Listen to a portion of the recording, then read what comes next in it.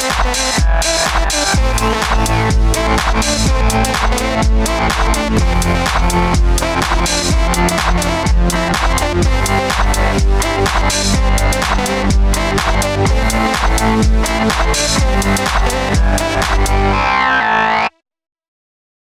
folks, I'm Matt and welcome to My Expanded Universe, a show where I go through the entire EU in chronological order as best I know how. Folks, we're going to talk about a novel now. Get away from those comic books for a minute. That last Rogue Squadron series left a bad taste in my mouth. Let's talk about Matthew Stover's Luke Skywalker and the Shadows of Mindor. Now, in this adventure, Luke is on trial. Oh no, for killing off tens of thousands of people. What was Luke doing? What was he thinking? No, then we get the backstory of what went on. And basically, it's Luke's encounter with Lord Shadowspawn. Ooh, he sounds evil and mean. But later on, you find out that he is actually Black Hole from the Marvel comic book series. And already there are black stormtroopers, his shadow stormtroopers, just like he had in the comic book, are in this book. And it also ties in another surname of Black Holes called Lord Chronal, which was prevalent in the West End Games source books. I remember when I first read this book, I was like, oh, this is interesting. It starts off with the trial, Luke's on trial that he killed all these people. Like, wait, what happened? Then you're getting the backstory in it. Okay, now I'm invested. And then you read about Lord Shadowspawn. You're like, oh, come on. Is he like a Darth Vader wannabe? You don't really know his background, but you're like, oh, come on. Like we've never seen him before. We've never heard of him. And now you're just going to shoehorn him in to this series here. There's another Sith around or something, you know, the evil big baddie.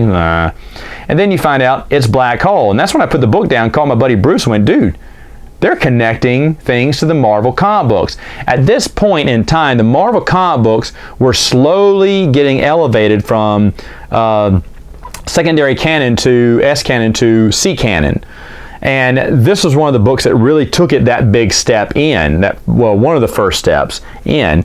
And they said, hey, Black Hole was a character from the Marvel comic books. We don't know what happened to him. So he renames himself again, and he would, of course, under the name Lord Shadowspawn. And now Matthew Stover writes his adventure where he's trying to, you know, do his badness, and Luke Skywalker has to stop him. And I found that very interesting. And then on top of that, the West End game references, which I missed the first time through, and only did read them when I was reading through West End Games material, realized I was like, wait a minute.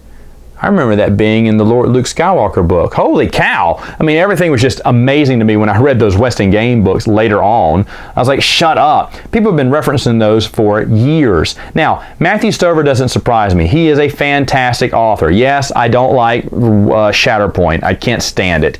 But I did love his Episode 3 novelization. I still stand by that book is better than the movie. And I think a lot of people would say that too.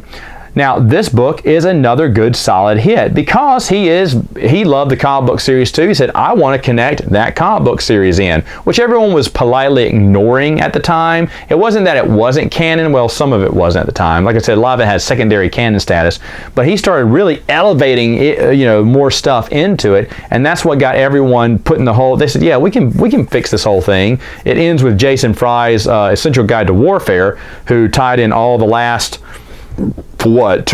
15, 20 issues of the Marvel series into the regular canon.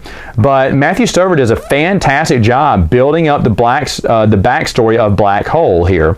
I think it was done really well. That to me is very interesting. The story's fine too. The story is great because we get to find out what really happened and what the final verdict is. Of course, you know, Luke's not going to jail. He's not getting convicted over this. We know what's going to happen. But it's very good. Now, Lord Shadowspawn does get away, unfortunately, to maybe, you know, he's going to go into hiding and maybe he'll pop up later on. I have a feeling he's going to. His story is not done yet. But Matthew Stover did a phenomenal job with this series. And it had been a while since we got a Luke Skywalker adventure, right? And so it was nice to see. I like the cover too. I'll admit I'm a little fanboy about that. But the story overall is pretty good. It's definitely worth your time reading. And this is another one that gets forgotten a lot by EU people. They just forget that this book ever existed. And that's a shame because I think Stover did a great job and it is worth your time giving it a read. All right, folks, that's all for now. See you next time with another video.